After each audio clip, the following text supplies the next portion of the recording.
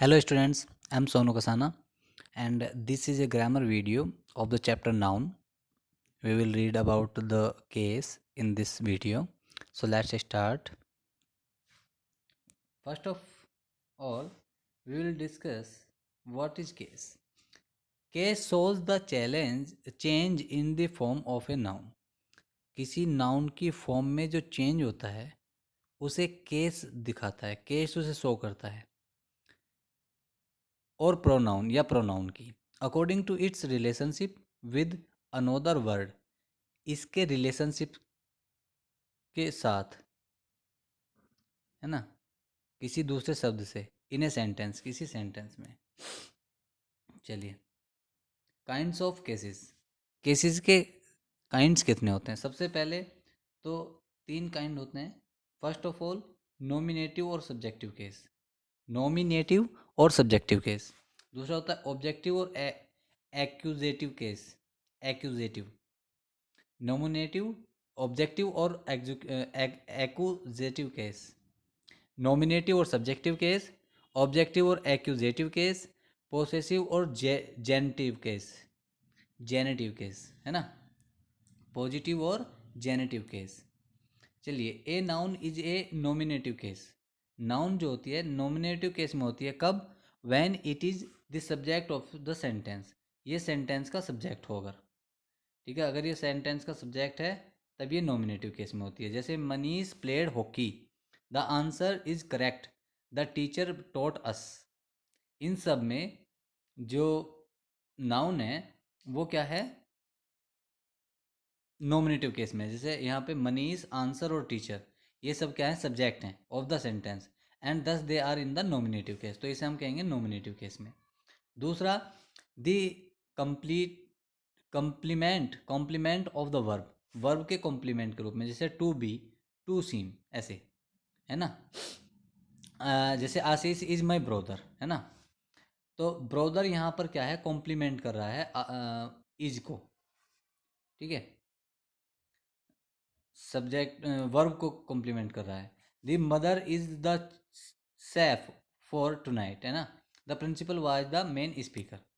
इसमें अब आ जाइए, वो कह रहा है यहाँ पर ब्रोदर, सैफ और स्पीकर जो हैं ये रिमेनिंग हु आसीस, रिनेमिंग हु आसीस, मदर एंड प्रिंसिपल्स आर, है ना। ये ब्रोदर जो है रीनेम कर रहा है किसे? रीनेमिंग कर रहा है आशीष को। सैफ किसे रीनेम कर रहा है? मदर को। और स्पीकर किसे रीनेम कर रहा है? प्रिंसिपल को, ठीक है। तो ये हम कहेंगे नॉमिनेटिव केस में, ठीक है। ये हमारे नॉमिनेटिव केस हुआ। चलिए जी, अब सेकंड में आ जाइए। सेकंड आपका आता है ऑब्जेक्टिव केस। ऑब्जेक्टिव केस में क्या है? A noun is in objective case when it is the direct object of a verb और follows a preposition. A noun is the objective case when it is the direct object of a verb or follows a preposition. जैसे सबसे पहली बात कि कौन सा है? A noun is in the objective case when it is the direct object of a verb. अगर direct object of a verb हो या follows a preposition, या किसी preposition को follow करती हो। जैसे he ate an apple, है ना, he ate an apple. An apple is the direct object, यहाँ direct object है an apple. Noun apple is the objective case, ये noun apple जो है objective case में है। इसी तरह से दूसरा है she went to the river. She went to the river. अब यहाँ पर the river is preceded by with a preposition, है ना, टू से। जो प्रीपोजिशन है टू, उससे ये यहाँ पर प्रीसीडेड हो रहा है। So the noun river is in objective case, तो नाउन जो है रिवर यहाँ ऑब्जेक्टिव केस में है। चलिए, according to the traditional grammar, जो ट्रेडिशनल ग्रामर है, हमारी परंपरागत जो ग्रामर है, a noun is in the dative case. Noun जो होता है वो डेटिव केस में होता है, ठीक है। A noun is in the dative case when it function as the indirect object of a verb. तो वो डेटिव केस में होती है जब वो फंक्शन करती है इनडायरेक्ट ऑब्जेक्ट की तरह। जैसे he gave Mohan a book, है ना, यहाँ पर बुक जो है ये इनडायरेक्ट ऑब्जेक्ट है, मोहन डायरेक्ट ऑब्जेक्ट है। तो Mohan is the Mohan is here Mohan is the indirect object and the a book is the direct object, है ना। जो लिविंग थिंग्स होती हैं वो इनडायरेक्ट ऑब्जेक्ट होती हैं, जो इन नॉन लिविंग थिंग्स होती हैं वो डायरेक्ट ऑब्जेक्ट होती हैं। Therefore Mohan is in the dative case, Mohan क्या है, डेटिव केस में है, क्योंकि वो इनडायरेक्ट ऑब्जेक्ट है। ठीक है। सेकंड आ जाइए आप, जीनिटिव और पोसेसिव केस। जीनिटिव और पोसेसिव केस में क्या है, जहाँ अपोस्ट्रोफी एस लगा होता है उन्हें जीनिटिव या पोसेसिव केस कहते हैं। उसमें किसी का पोसेशन दिखाया जाता है, जैसे अ बॉय, और यहाँ पे आ गया boys, Mohan, Mohan's. There is a close similarity between a noun in the possessive case of plus noun, the boy's name, the name of the boy, है ना। सेम बात है ये लगभग, है ना, पूरी सिमिलरिटी है इसमें।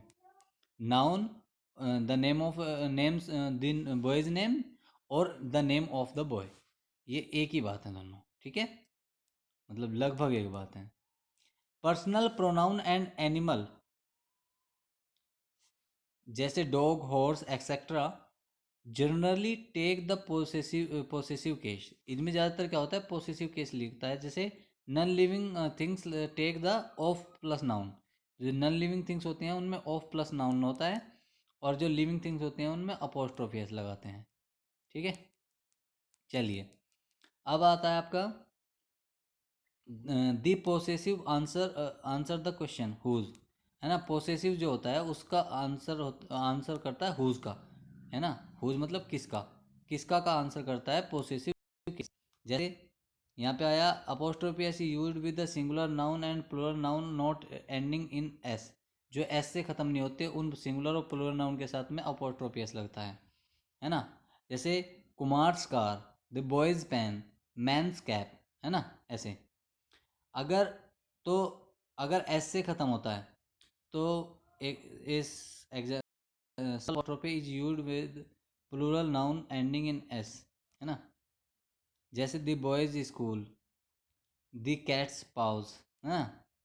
तो जैसे ये बॉयज मतलब प्लूरल है, तो यहाँ एस के साथ में ऊपर अपोस्ट्रोफी लगता है, यानी एस के बाद ही अपोस्ट्रोफी लग जाता है, फिर से एस नहीं लिखा जाता, एक ही एस रहता है।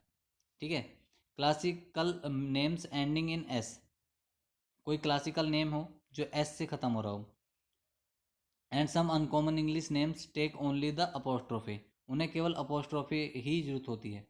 ठीक है, जैसे आर्किमिडीज लो, है ना, कीट्स पोएट्री, क्योंकि उनमें पहले से ही बाद में एस आ रहा है, तो बस अपोस्ट्रोफी लगाओ, बात खत्म, उसका हो जाता है वो। ठीक है, अब आ जाइए, compound words are generally regarded as the one word. जैसे माई मदर्स इन लॉज, है ना, तो अपोस्ट्रोफी एस लगा करके एस लगा देते हैं पूरा एक साथ। My mother, father's in laws नहीं होता, मदर इन लॉज एक ही साथ होता है ना। Possessive of title and formed as follows, जैसे जॉर्ज द थर्ड, थर्ड्स, है ना, जॉर्ज नहीं आएगा, जॉर्ज द थर्ड्स रीजन, है ना, ये टाइटल है जॉर्ज द थर्ड, टाइटल के साथ में अपोस्ट्रोफी एस लगा हुआ है। ओके, चलिए use of possessive case. Use of possessive case होता है आपका कि when the possessor is person और एनिमल, जब पोसेसर पर्सन या एनिमल हो, जनरली अपोस्ट्रोफी ऐसी यूज्ड, है ना। जैसे Kiran's book, the dog's bowl, है ना, ऐसे।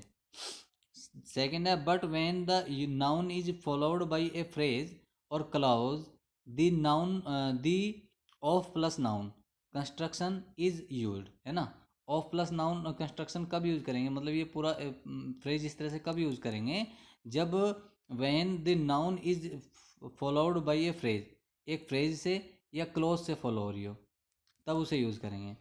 तो he obeyed the orders of a man, he obeyed the order of a man, एक आदमी का, है ना, with a knife in his hand, of a man with a knife in hand, not a man's order, है ना, of a man आएगा यहाँ पे, है ना, समझे हो। सेकेंड आपका when the possessive case is used, the article before the persons things disappear, है ना। आर्टिकल जो होता है पर्सन्स थिंग में से वो डिसअपियर हो जाता है, कैसे, जैसे the office of my father, है ना, माई फादर्स ऑफिस है। दी हट जाएगा यहाँ से ऑफिस के साथ जो होता है ना, जैसे the office of my father, my father's office. ठीक है, यहाँ से आपका ये दिख रहा होगा, दा जो है वो उड़ गया, निकल गया। चलिए, थर्ड में आपका आता है, वो कह रहा है when the processor is thing. Processor जो रखने वाली चीज़ है, मतलब जिसका अधिकार है, अगर वो कोई चीज़ हो तो ऑफ प्लस नाउन आता है। ठीक है, जैसे the people of the town, क्योंकि टाउन के लोग हैं इसलिए ऑफ आएगा, है ना। The leg of the chair, क्योंकि चेयर के लेग हैं इसलिए ऑफ आएगा। अगर किसी पर्सन के होते तो मतलब मोहन्स लेग ऐसा आता, समझ रहे हो। चलिए जी, लास्ट वन है आपका, if the the s apostrophe s is used with the expression of time such as second, minute, day, week, etc. जैसे a days labor, today's work, a month's pay, है ना। तो ये चीज़, सारी चीज़ें लर्न करनी है आपको, and then you have to complete book exercise also. if you have facing any problem with the book exercise or anything else, you can message me, you can dp me. Okay students, thank you very much.